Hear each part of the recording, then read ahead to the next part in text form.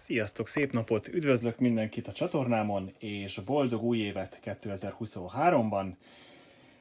Az első videós téma ebben az évben, félig meddig rádiós jellegű lesz. Mutatom nektek, hogy miről van szó, megpróbálom, egy kicsit nagy a szerkezet, mindenáron fel akar dőlni, úgyhogy félkézzel fognom kell.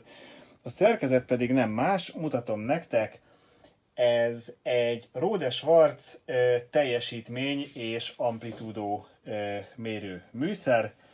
Egészen pontosan SMDU Z1 névre hallgat, 1970-es évek végéről származik. És mutatom nektek a műszernek az első problémáját. Itt van a műszernek tulajdonképpen egy kimeneti pontja, amit amennyiben rendelkezésre áll a hozzá kapcsolódó rádióteszter, akkor ezzel a kis flexi kábellel lehet hozzá csatlakoztatni, illetve műterhelésre, műantennára itt lehet rátenni magát ezt az eszközt. Mint a mellékelt ábra mutatja, sajnos a csatlakozót valaki letépte róla az évek során, hogy miért, hogyan, merre, meddig, erre igazából nincsen válasz.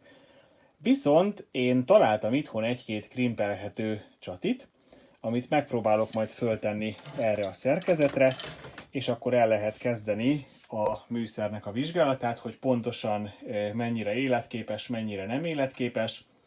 Ugyanis jelen pillanatban annyit tudok róla, mint ti, hogy itt van az asztalon, és látszólag egyben van, bekapcsolni egyelőre nem próbáltam. Meg is mutatom nektek, tehát hogyha megnézitek, akkor látható, hogy igazából hiánytalannak tűnik, még az eredeti elektrolit kondik vannak benne, nagyon belemókolás, belebarkácsolás nyomait én nem fedeztem fel, úgyhogy ez egy ilyen nagyon gyors kis ismerkedő videó ezzel az SMDU Z1 nevezetű szerkezettel.